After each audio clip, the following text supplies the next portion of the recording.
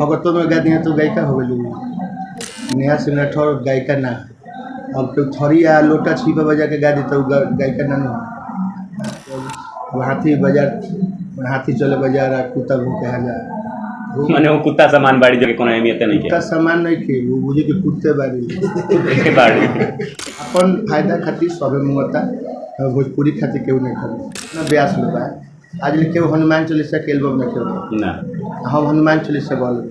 रुआ अभियंता जी के संगे रहनी, अभियंता जी के कबई ना कही कि स्टेज पर रुआ परफॉर्मेंस करता नहीं, लाखों लोग रुआ के देखता, और जो ना बोले के तौन भाषा बोल देता नहीं।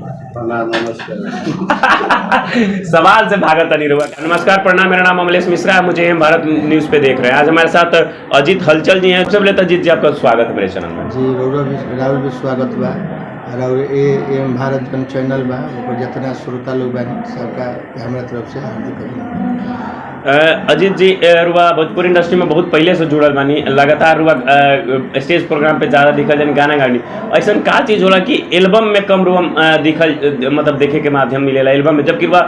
खेसारी लाल जी का भी गाना दिले बानी, अपन गाना खेसारी लाल जी के रुआ दिले बानी, और स्टेज पे ज़्यादा दिखेला। एकरा बीच क्या कारण बा?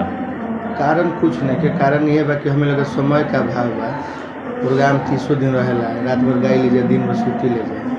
एल्बम खातिर समय चाहिए, समय हमें लगे पर्याप्त समय नहीं। और ये हमने के का चाहिए जनता के बीच में, यही खातिर एल्बम में चाहे कुछ होला। एगो तो यूट्यूब का जमाना बा, एल्बम में भी गायब तो यूट्यूब पर आई, आ रोज प्रोग्रामो यूट्यूब पर चलता है, तो पैसा हूँ जनता जनार्दन के बीच में रहे। लेकिन कहीं ना कहीं भोजपुरी इंडस्ट्री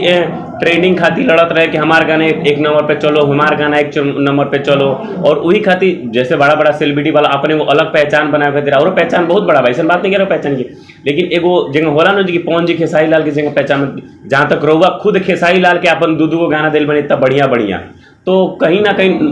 मन करेला कि हाँ हम वो लगे थी हमरो गाना मार्केट में होंगे चली। लेकिन सबकर अपन अलग अलग लाइन रास्ता बा। अब पवन जी के, खेसारी भाई के वो अलग लाइन बा, हमन के अलग लाइन बा। जे शुरू से जावना में रम गइल बा मन का माने दोनों में पैसा बा, वहू में लोग कमाते बा, हम कमाते पैसा तो खैर दोनों में बा, कहीं ना कहीं इनमें ज़्यादा बा। तो क्यों गाना के ट्रेंडिंग कराओ के फिर हमन के खुद ट्रेंडिंग में रहे, रोज गाना बा तो कुछ ना कुछ हमके वायरल हो ही जाएगा। तो ये में कोनो चीज नहीं के, गाना बजाना अपन रुचेला के बाबन के ये रुचेला, उनके ही गाना। सवाल तो बहुत बा, काहे कि भोजपुरी इंडस्ट्री में सवाल के कमी कबो ना होला, सवाल बहुत बा, समय कम बा। नेहा सिंह राठौर के रुआ जानत होके? हाँ, लोग गायिका हैं और राजनीति के साथ साथ भोजपुरी गाना भी गावे नहीं। वहाँ के 2 दिन पहले वो इंटरव्यू होला, और वो इंटरव्यू में पवन सिंह के बहुत ही बदतमीजी से पेश करे नहीं, मतलब गाली गलोच तक देनी, बोले नहीं कि यहाँ के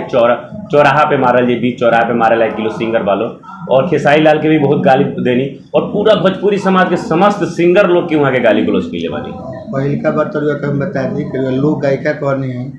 नेहा सिंह राठौर गायिका ना, अब तो थरी या लोटा छिपा बजा के गा दी तो गायिका ना हो, तो भगतों में गा दिए तो गायिका हो गई। अब बात हो पवन सिंह खेसारी भाई के, तो ये भोजपुरी से केहू के लेना देना नहीं है। अपन स्टार्टम बढ़ावे खातिर ये भोजपुरी में ये होता है घरी कि जे तरह से आगे में गाड़ी दे कुछ फुहर बोल दो तो तरह के कुछ लोग व्यूवर मिल जाए, और भोजपुरी से कोनो लेना देना केहू के नहीं। मतलब ये अपना आपके भोजपुरी इंडस्ट्री में मार्केट में जमाए खातिर सारा षड्यंत्र रचले बड़ी, ये बढ़ले बा और मैंने अपन फायदा खातिर सबे मुंगता, भोजपुरी खातिर केहू नहीं खरीद। क्या लागत है जी कि मतलब जितना अभद्र बयान बोलने बड़ी, जबकि अभी पवन सिंह जो खेसारी लाल जी के चाहे उनका टीमों की तरफ से भी कोनो बयान नहीं के बाद, ये कितना उचित बा? वही से बुझ ली कि कितना महान बारी, तो बोले बारी या वो 2 आदमी के ना वही लोग कुछ बोले बार ना के टीम के, एक मतलब कि वो लोग या तो इनका जानते नहीं थे ना तो इनका फेरे में नहीं, इनका अहमियत नहीं के दिया। हाँ, इनका कोनो महत्व नहीं थे लोग के सामने। तो हाल हुए हो गए कि अब हाथी बाजार, हाथी चले बाजार आ कुत्ता भूखे हजार। माने वो कुत्ता सामान बाड़ी जब भोग के अपन आपके अपन पहचाने को बनावे के चाहते इंडस्ट्री में, जना के कोनो अहमियत नहीं के, कुत्ता सामान नहीं खे, वो बुझे कि कुत्ते बाड़ी डायरेक्ट तरीका से हम कुत्ता कहते नहीं। चलिए कहीं ना कहीं हियाँ से भेंट करी, हमन के बड़ भाई बाबा जी ना,